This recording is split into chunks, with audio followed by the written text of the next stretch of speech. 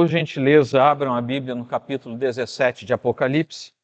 Amém. Palavra do Senhor. Você pode se sentar. Nos tempos de João, nós sabemos que o olho do furacão das perseguições era a própria cidade de Roma, a capital do império. João, mais uma vez, usa essa metáfora de uma prostituta para apontar as motivações da morte de Roma, do sucumbir de Roma, e passa depois a descrever os resultados imediatos da sua grande queda. Isso vai se descrever entre o capítulo 17, versículo 1, que nós lemos, até o capítulo 19, versículo 10. É todo um episódio, é um bloco.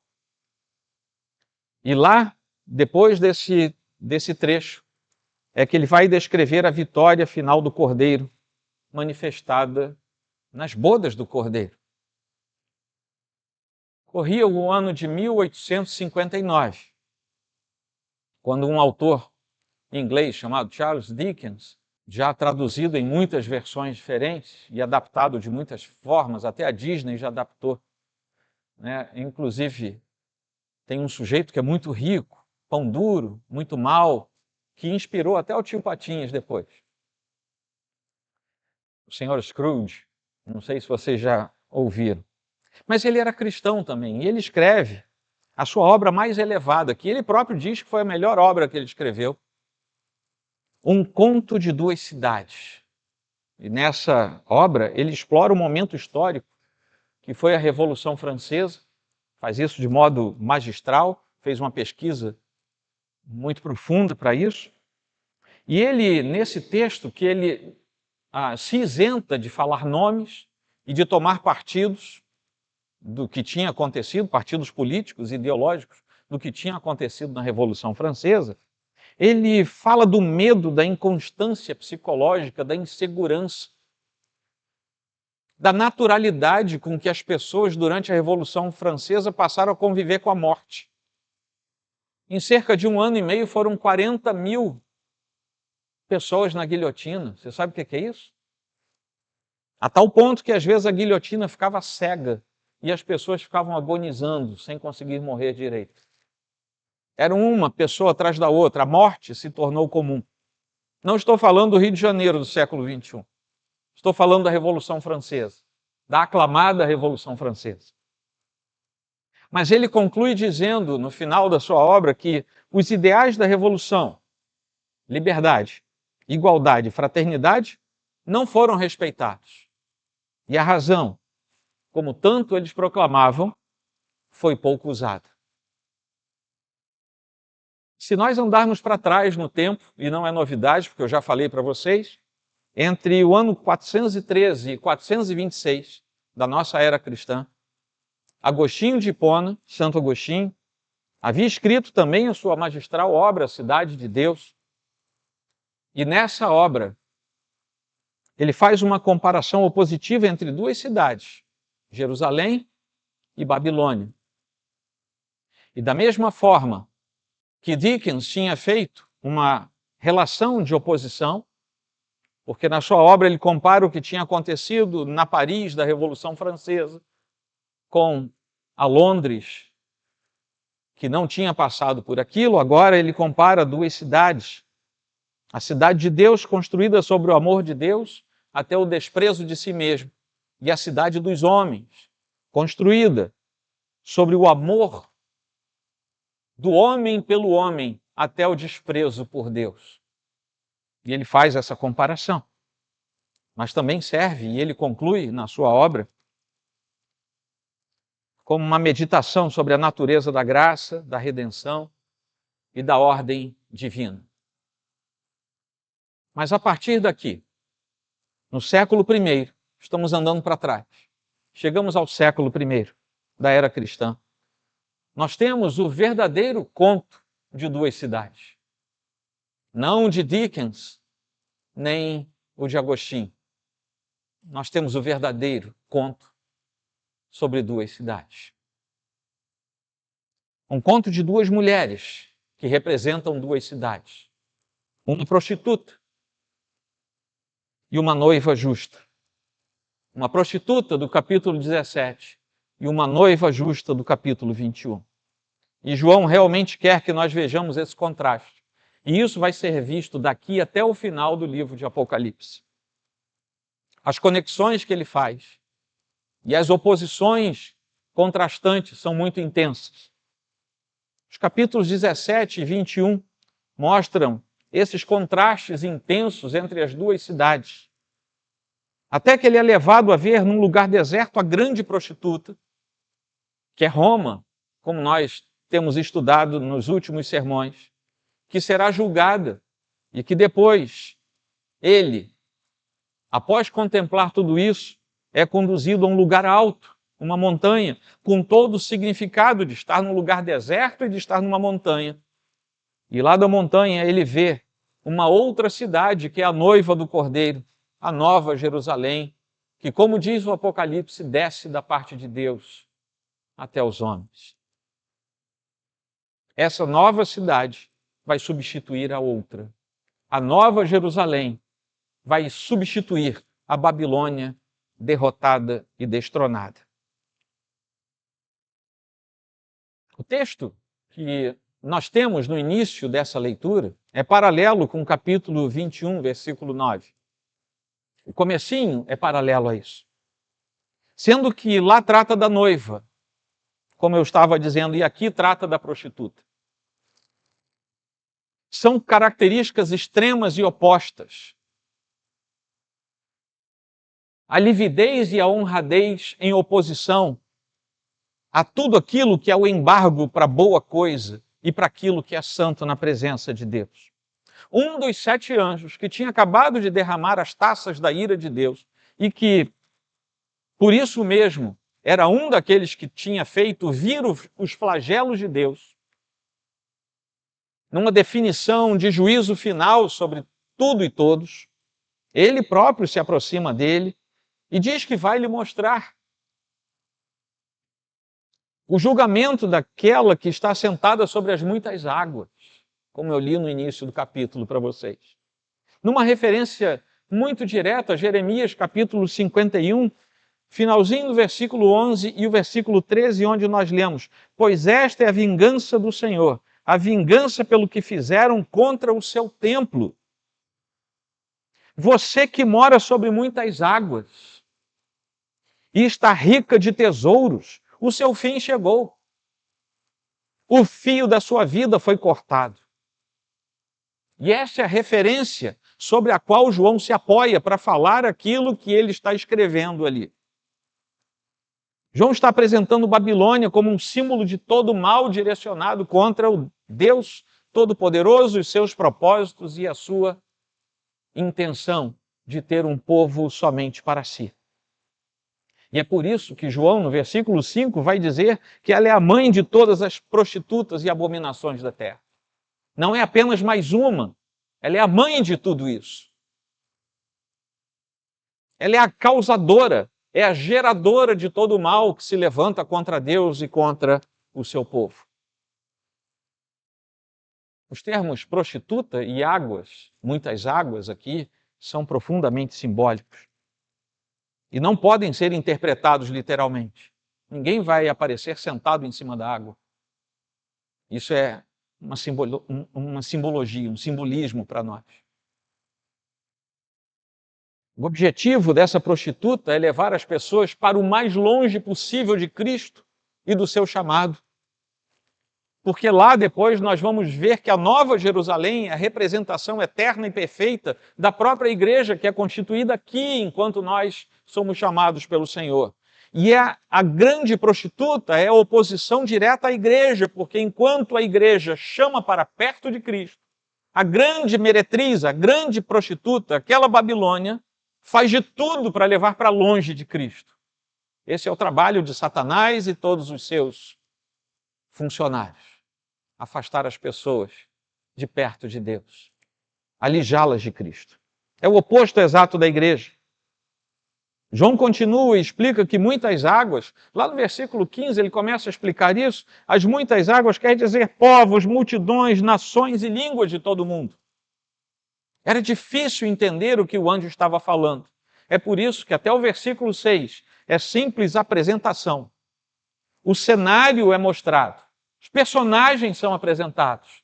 A partir do versículo 7, existe uma intenção angélica de mostrar, interpretar, explicar tudo aquilo que foi apresentado inicialmente. São ondas, todas essas, muitas águas, são ondas agitadas de uma humanidade controlada por essa infame prostituta, que desde a queda se levanta contra Deus, contra tudo que é de Deus e contra o seu povo. Essas muitas águas são um mundo caído sob o poder tenebroso das forças malignas da Babilônia. Tudo isso é guiado de forma obtusa por forças dominadoras desse mundo caído e tenebroso, como nós vemos lá em Efésios, capítulo 6, na pena do apóstolo Paulo. Mas como o próprio livro de Apocalipse também nos revela, haverá um tempo de um aumento exponencial de tudo isso que se levanta contra Deus e contra o seu povo. Quando João chega, ele tem a visão da mulher vestida de púrpura e de escarlate. Vocês lembram de Lídia, aquela mulher com quem Paulo se encontra? Vocês lembram dela? Pois ela era uma mercadora de púrpura. Ela era uma empresária do seu tempo, uma mercadora de púrpura. Púrpura era um tom vermelho muito intenso, quase vinho, um lilás forte, um quase vinho, com que se tingiam roupas na antiguidade. Era caríssimo, era tão caro que os nobres, às vezes, não conseguiam comprar roupas tingidas de púrpura. Os senadores do Senado romano costumavam ter uma faixa de púrpura, porque era caro demais ter um manto de púrpura. Mas vocês lembram do manto de Jesus? Deixa aí para vocês pensarem para depois, tá bom? Era caro. Então, quando ele vê tudo isso, aquela mulher vestida de púrpura, de escarlate, cheia de ouro, parecia um MC, né? O pessoal do funk aí, cheio de ouro pendurado, ouros, pedras preciosas, pérolas. Ela está embriagada com o sangue dos santos, inebriada, ela está bêbada com o sangue dos santos. Enquanto a besta é a governante política do império, a grande prostituta representa, nesse momento, o sistema religioso, o sistema econômico, que é blasfemo e que conduz as pessoas a uma sedução. As nações são seduzidas. São seduzidas pelas coisas mais comuns com as quais nós lidamos hoje e que talvez não percebamos que são elementos da sedução do inimigo sobre todo esse mundo que nos cerca. E se os eleitos não fossem eleitos, eles também sucumbiriam diante do belo que é apresentado, da sedução, da beleza das joias, do luxo e da riqueza que são apresentados por essa grande prostituta. O estilo de vida blasfemo do mundo nada mais é do que a cópia do seguir daquela que prostituiu as nações e com a qual as nações também se prostituíram. E que é a antítese de tudo que é santo e de tudo que vem da parte do Deus Todo-Poderoso. Para além das joias caras, a coisa mais abominável que essa mulher tinha é que na mão ela tinha um cálice de ouro, transbordante de abominações e das imundícias da sua prostituição. Olha lá no versículo 4. João se refere aqui a Jeremias 51, versículo 7. E o comecinho do versículo 8. A Babilônia era um copo de ouro na mão do Senhor. Esse copo embriagava toda a terra, e do seu vinho beberam as nações. Por isso enlouqueceram. O que se segue tem uma relação direta com o desfecho de João aqui. Repentinamente a Babilônia caiu e ficou arruinada. Quando nós chegamos ao livro de Daniel, lá no capítulo 4, versículo 30, nós vamos ver que Nabucodonosor chama a Babilônia de a grande Babilônia que ele construiu para a sua própria glória. Passam-se apenas 2 versículos e vem a palavra do Senhor dizendo que ele vai ser como um animal irracional, até que ele reconheça que o Senhor Altíssimo é aquele que governa e domina sobre todos. E que não existe poder nesta terra que não seja dado pelo próprio Deus. Nós sabemos o desfecho dessa história. No final dessa descrição, nós percebemos uma transformação maligna, porque o conteúdo do cálice não trazia mais apenas as abominações descritas, mas agora já era o sangue dos santos e o sangue das testemunhas de Jesus. E ela se embriagava com esse conteúdo, com o sangue daqueles que eram do Senhor. E isso fazia com que ela tivesse um êxtase maligno. Ela ficou inebriada. Ela ficou alta. E nós vemos aqui que o mundo e seu sistema de abominações, que nós conhecemos bem, embora muitas vezes queiramos tapar o sol com a peneira. A Babilônia não é apenas uma cultura sem Deus. E aqui a gente precisa pôr um fim naquela história pernóstica que muitas vezes nos foi dada, que a cultura é uma coisa inocente. A cultura é trabalhada por quem está trabalhando na cultura. Portanto, não existe algo chamado de cultura inocente. Existe cultura trabalhada por quem é filho de Deus e cultura trabalhada por quem não é filho de Deus. A cultura não é um ser, mas a Babilônia não é apenas a representação de uma cultura sem Deus, é a representação de uma cultura contra Deus e contra o seu Cristo. E é só a gente olhar para o nosso redor. A cultura do nosso tempo não é isenta, não existe uma cultura isenta. Existe uma cultura que se coloca a favor ou contra. E a cultura do nosso tempo, mais do que nunca, é contra tudo aquilo que provém da parte de Deus. Nós sabemos pela Escritura e pela própria história da igreja, ao longo desses 2000 e poucos anos, que enquanto Babilônia for Babilônia, ela tomará um rumo anticristão, se a igreja for verdadeiramente igreja. O que quer dizer, enquanto nós formos firmes e fiéis à sã doutrina e à verdadeira palavra de Deus, o mundo e a sua cultura serão contra nós. O dia que o mundo e a sua cultura estiverem de mãos dadas conosco, nós já apostatamos da fé e precisamos rever a nossa fé. Precisamos voltar ao primeiro amor porque alguma coisa aconteceu. Não há possibilidade de luz e trevas andarem juntos. No final dessa descrição toda, nós percebemos que há 4 coisas nas quais Babilônia, ou Roma, que nós sabemos que era sobre ela, a primeira fala direta, e hoje nós entendemos que isso é todo mundo caído. Havia uma concentração de 4 coisas ali: idolatria, imoralidade, um luxo pernóstico e o senso de perseguição à igreja de Cristo. E aí então vem o mesmo anjo que disse a João que lhe mostraria o julgamento. Ele agora chega dizendo: eu vou agora dizer para você, eu vou explicar para você o que é isso tudo. E essa é a parte final, a partir do versículo 7. O anjo se propõe a dizer qual é o mistério, qual é o segredo daquilo tudo. E João parece ter ficado boquiaberto. Ele parece ter ficado pasmo com tudo aquilo. Assim como Daniel também ficou pasmo quando ele soube dos desdobramentos do sonho de Nabucodonosor. Simplesmente não sabia o que fazer.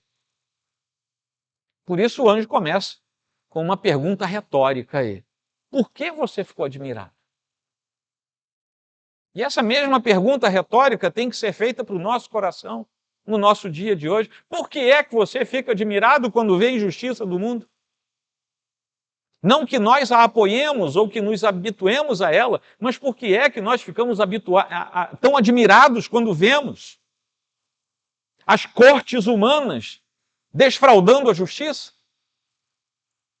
Por que é que nós ficamos admirados quando nós vemos o sistema financeiro e político militando contra as pessoas de bem? Por que é que nós ainda ficamos admirados? Não temos que ficar admirados. Isso é a Babilônia. Isso é o normal da Babilônia. Deveríamos ficar admirados se o contrário acontecesse. O anjo pergunta para ele: rapaz, por que você ficou tão espantado com isso?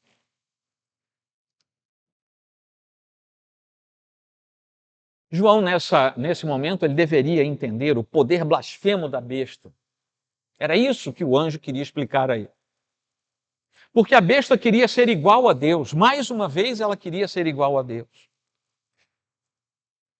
E João precisava saber qual era a punição que seria dado tanto à mulher quanto à besta, que receberia uma punição justa da parte de Deus.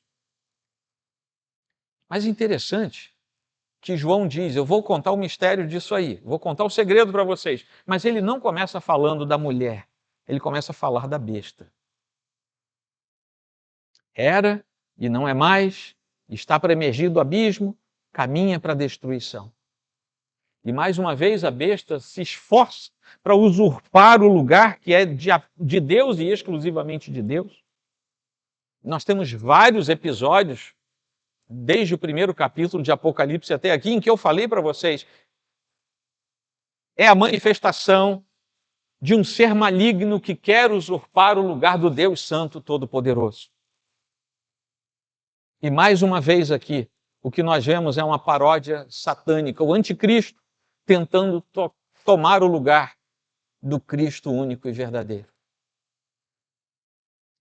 Na antiguidade havia uma expressão que era sabida de todos.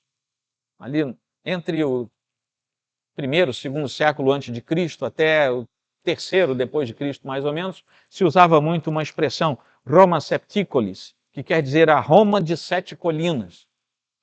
Porque embora geograficamente se tenham lá certas dúvidas se tem mesmo 7 colinas, se Roma foi plantada sobre 7 colinas, o fato é que, pelo menos na mitologia, ela foi plantada sobre 7 colinas. Não há chance de João estar falando de outra cidade. Ele está falando de Roma. É a cidade das 7 colinas, todo mundo sabia do que ele estava falando. Não precisava ninguém contar a história, porque as pessoas estavam dentro da história naquele tempo, falando sobre essa cidade. E os 7 reis aqui representam o número pleno, o número total de todos os reinos do tempo escatológico.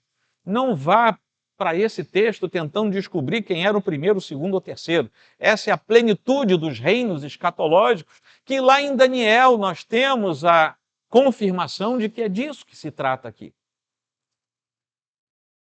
7 impérios mundiais anti-Deus. Se fôssemos usar a terminologia neotestamentária, 7 governos mundiais anticristãos. E nós sabemos quais eram. Não pessoas, mas impérios. 5 que já foram. A antiga Babilônia, a Assíria, a nova Babilônia, os Medo-Persas e os Greco-Macedônios. Um que era. Quem era? Roma. Estava dentro de Roma. 5 que já foram, um que era. E quem vai ser? Não sei. Se você souber, me diz. Eu não sei. Mas o fato é que a intenção de João não é tanto identificar quem era, mas era dizer uma coisa: ainda vem um, mas ele vai durar pouco. Isso é uma palavra de sustento para os filhos de Deus que estão na iminência de saber que tudo vai piorar nessa Babilônia em que nós estamos.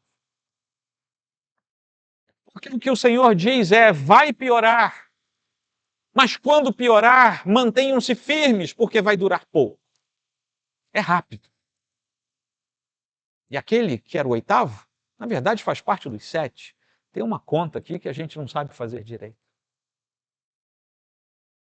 Mas a intenção de João é fixar na nossa mente: vai ser rápido, vai durar pouco, porque o Senhor já está resolvendo tudo para o seu povo.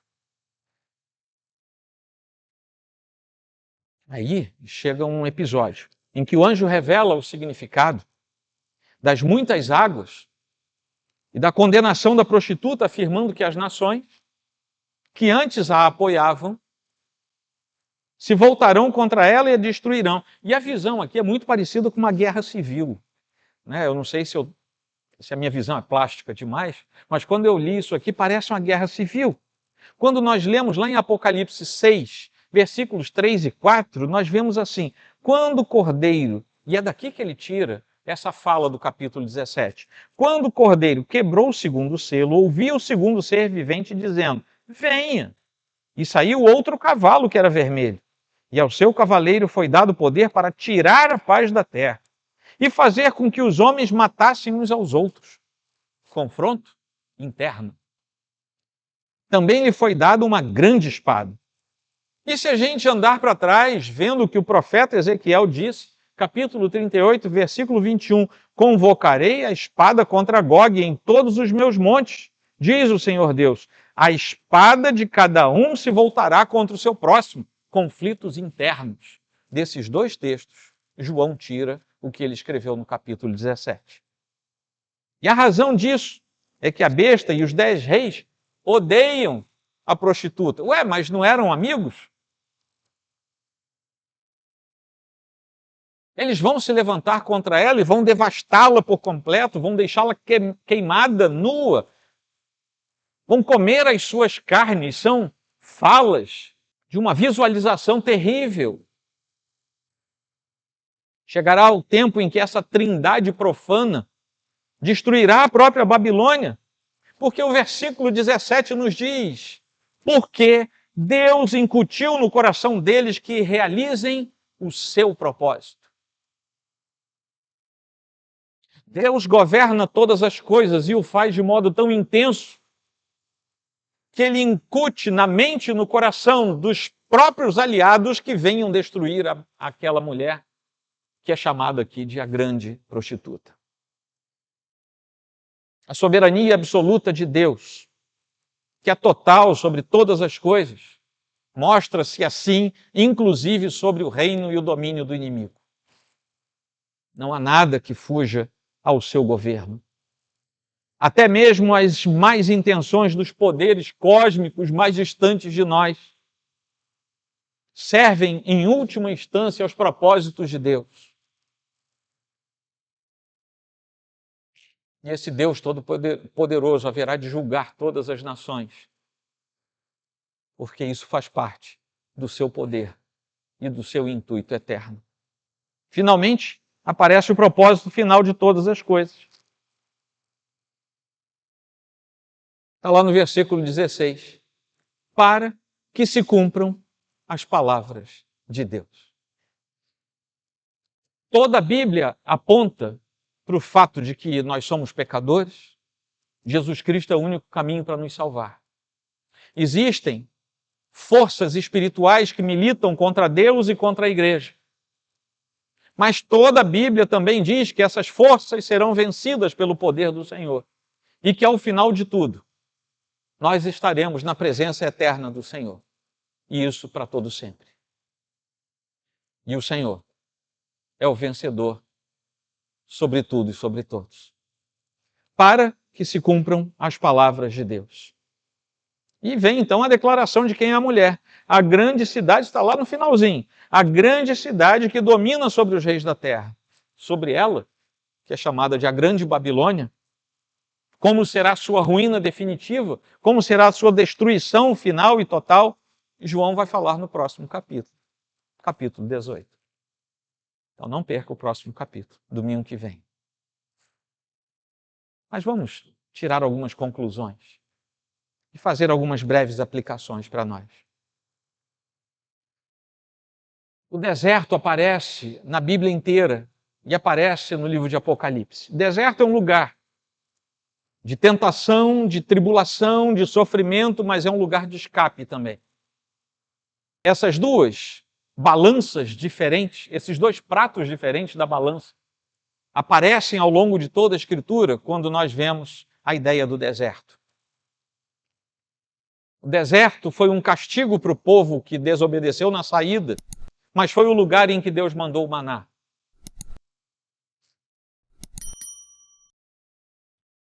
É um lugar apresentado também no Apocalipse, em que sempre haverá perigos e muitos riscos. A ideia do deserto aparece várias vezes no Apocalipse, mas é também onde Deus proverá segurança e escape para todos aqueles que são fiéis a Ele. E é exatamente ali, no deserto, que Deus sentencia também o terrível juízo contra todos aqueles que se levantaram contra Ele, seus planos e a sua igreja. A púrpura, o ouro, as joias da prostituta eram muito atraentes. Mas João estava livre de tudo isso exatamente porque ele se via no deserto. No deserto ninguém quer saber de ouro. No deserto ninguém quer saber de púrpura. No deserto a gente precisa de água e de alguma coisa para comer. Os olhos da inveja, do pecado, do desejo não funcionam bem no deserto. Você quer sobreviver. Está aqui uma simbologia nas entrelinhas desse texto para nós. Se nós estamos no deserto, talvez não seja porque Deus resolveu pesar a sua mão sobre nós. Talvez seja porque Ele está nos privando de termos os nossos olhos fixados naquilo que não provém dEle. Nossos olhos não podem estar nem na púrpura, nem nas joias deste mundo. E tudo que aquilo representa. Nossos olhos precisam estar fitos em Cristo Jesus, porque é dali que virá a nossa salvação final.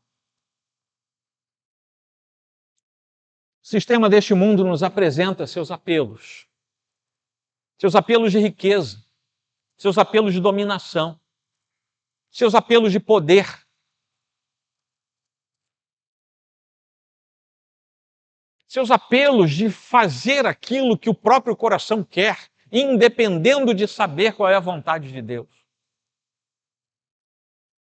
Mas é no deserto da nossa peregrinação que Deus cuida de nós, e é nesse deserto que nós veremos o juízo do Senhor, recaindo sobre todo esse sistema de corrupção e de pecado.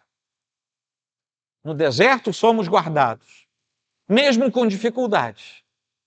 E no deserto veremos o peso da mão de Deus se levantando sobre todo aquele que se opõe à santidade de Deus. Amém? Segundo,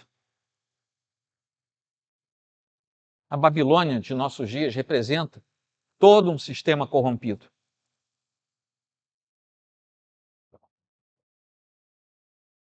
Corrompido pelo pecado em todos os seus efeitos. Os poderes cultural, econômico e religioso naturalmente vão se unindo de forma institucional. Eles vão se amalgamando, eles vão se dando as mãos. Enquanto Deus não disser, levantem-se e matem Babilônia, eles vão andar com Babilônia. É só no final que Deus manda. É só no final que Deus coloca isso no coração deles. Por enquanto, todo esse sistema corrompido faz parte de uma só questão institucional. São todos contra Deus. Como se Deus fosse alguém mensurável dessa maneira. Ao longo das eras, tudo isso vem acontecendo e nós precisamos entender que aquilo que nós vemos como Babilônia no Apocalipse já está entre nós, e isso desde a queda. Não é desde o século passado, não é desde a Revolução Francesa, porque falamos nela hoje, não é desde, quando o homem aprendeu a usar o fogo, não. É desde que o homem se afastou de Deus por causa do pecado. Desde lá, Babilônia vem cultivando as suas torres, o seu poder, a sua cultura, a sua profanação. No entanto, a sua plenitude ainda não foi manifestada, por maior que seja a desgraça que nós vemos ao nosso redor. A plenitude da Babilônia ainda não foi manifestada. Mas ela vai ser curta, lembram do que João fala? Nós precisamos saber que os tentáculos da Babilônia sempre deformarão, prestem atenção, sempre deformarão, inclusive uma parte da igreja visível. Ou por que você acha que dentro de igreja tem fofoca? Você não sabia? Tem fofoca na igreja. Por que você acha que há pecado oculto na igreja? Eu não sei quantos pecados ocultos há aqui nesta igreja. Não sei porque Deus não me permitiu saber. Louvado seja o Senhor por isso. Eu estou falando de uma igreja pequena como a nossa. Vocês imaginem nós somarmos, calcularmos todos os filhos de Deus pertencentes a todas as igrejas visíveis, somente nesta era da nossa vida. A Babilônia tem seus tentáculos ali também. Tem seus tentáculos nos governos deste mundo, nos sistemas econômicos que muitas vezes são opressores, nos negócios, nos estudos, em tudo que existe. Na ambiguidade, no dualismo, na filosofia, em tudo. Estando nós no mundo, nós não somos deste mundo. Estando nós ainda neste mundo impactado por Babilônia, nós não somos da Babilônia.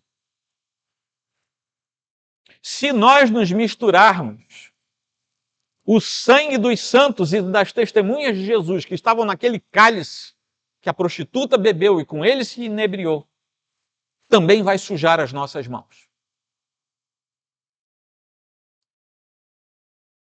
Amém? Que amém, sorumbático. Terceira aplicação, essa embriaguez do cálice. Pode atingir qualquer um e levar qualquer um a um êxtase indesejado. Uma pessoa inebriada fica sem resistência ao que a cerca. Suas barreiras ficam flácidas. Não tem uma vontade muito bem definida, delimitada. Não tem capacidade de se opor à influência destrutiva que a cerca. E essa é a tentativa constante daquela que é a grande prostituta. O sistema que nos cerca não descansa e quer todo o tempo laçar o coração daqueles que são filhos de Deus e que ainda têm algum tipo de ingenuidade espiritual. Quer trazer as suas abominações, que muitas vezes e não raramente brilham como se fossem joias. São atraentes.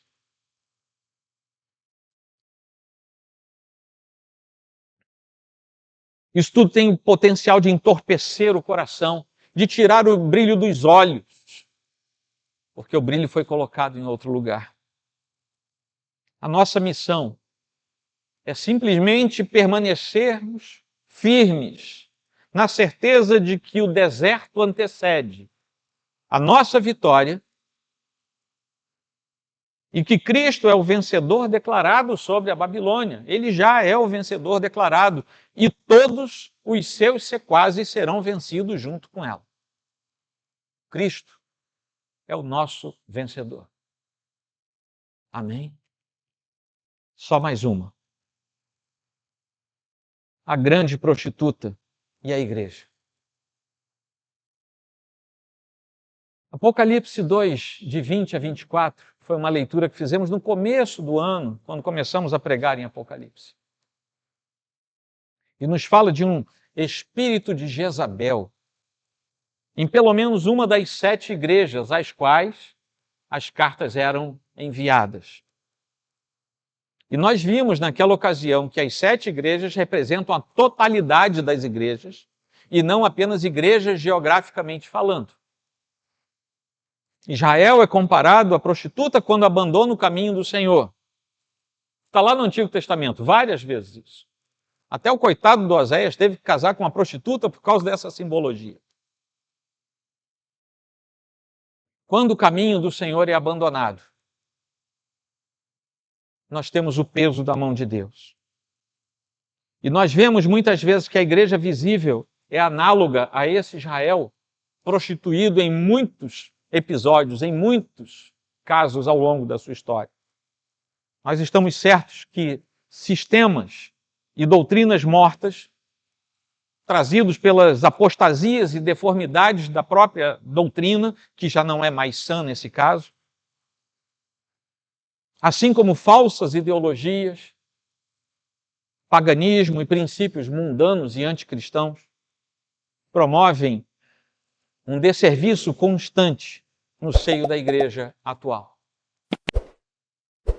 Embaçam a vida de muitos incautos que estão dentro da igreja, mas que não conseguem ver que Babilônia nos cerca e que nós precisamos ter cuidado 24 horas por dia com o nosso coração.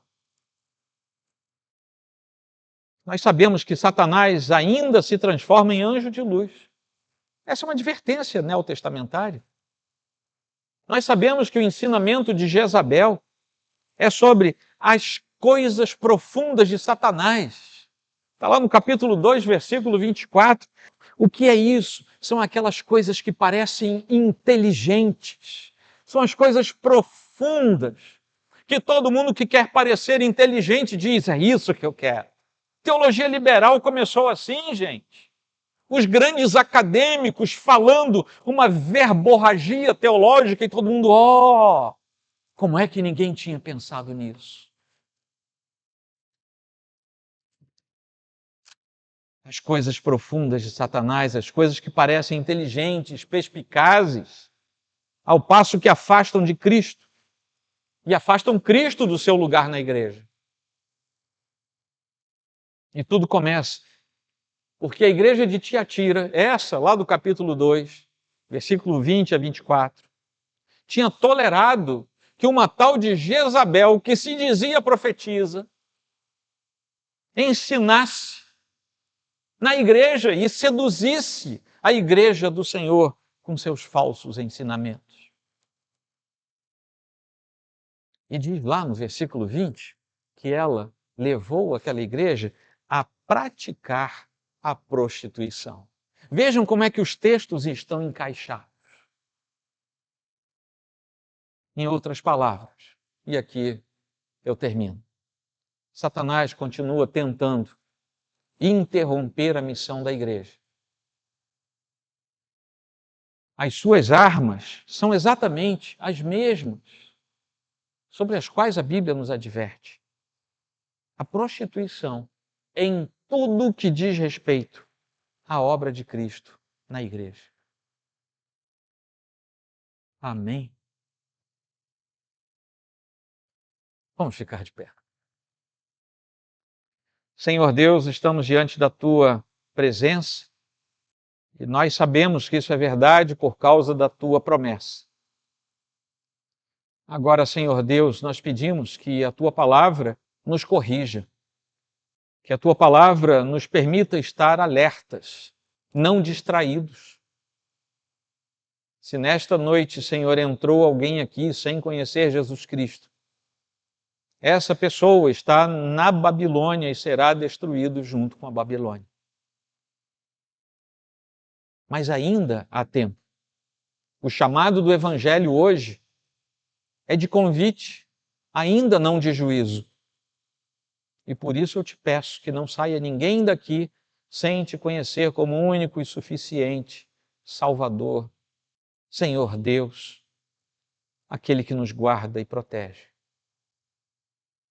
Também, ó Deus, sobre nós, teus filhos, desperta o nosso coração e faz de nós com que a tua boa condução venha sobre a nossa vida e que nós sejamos alvo do teu carinho e do teu amor.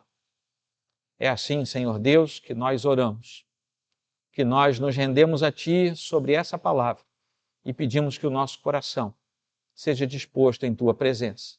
Em nome de Jesus Cristo. Amém.